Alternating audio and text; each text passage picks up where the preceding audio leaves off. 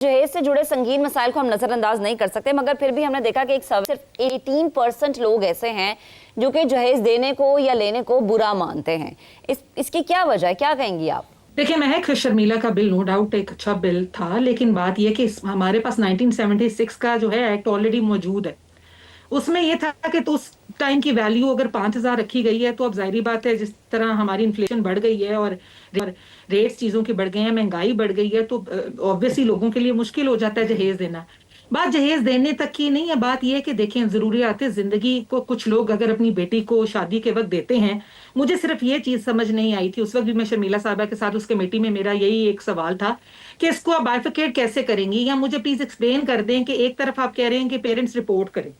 अभी तक पाकिस्तान में मुझे लगता है कोई ऐसा सिस्टम नहीं हुआ, तो फिर अगर आप जबरदस्ती कहते हैं कि जो पेरेंट्स जहेज मांग रहे हैं उनके ऊपर आप फौजदारी के मुकदमे दर्ज कराएं, नौशीन साहिबा, तो फिर एक बात क्लियर करते हैं, आप जहेज को एक बुरा तस्वर नहीं करती यहाँ पर, ये क्लियर मैं करते हैं बिल्कुल प्लीज। करती हूँ जी, इसकी कोई शरई बुनियाद नहीं है और ये इसको लाजमी जूज नहीं है निकाहनामा में, हमारे इस्लामी माशरे में और इस्लामी निकाह में ये मुनाफी है। लेकिन बात ये कि इसको जबरी जो लोग रिपोर्ट करेंगे उनकी बेटियों की शादी जो है वो मुमकिन नहीं होती ना। आप देखें कि आपके घर शादी का एक माहौल है, आपने अरेंजमेंट्स किए हुए हैं, और अगर वो खानदान वाले जो हैं, लड़के वाले, वो आपसे जहेज की मद में कुछ मांग लें, अगर आप रिपोर्ट करेंगे तो वो शादी डिसकंटिन्यू हो जाएगी।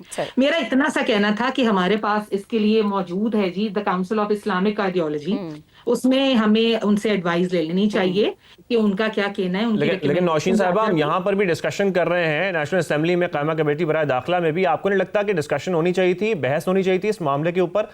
यूनानिमसली इसको रिजेक्ट कर देना तो कोई जवाब नहीं है।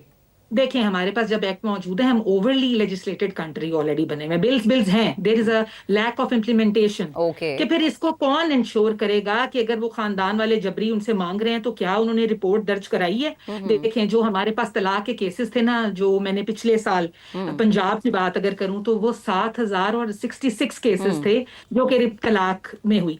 और उनके बाद आपको पता है उनकी लड़ाइयां क्या थी? कि लड़की वाले कहते हैं कि जी हमने 10 लाख का जहेज दिया, लड़के वाले कहते हैं कि जी ये 2 लाख का संभालना है। तो there is a lot of जो है वो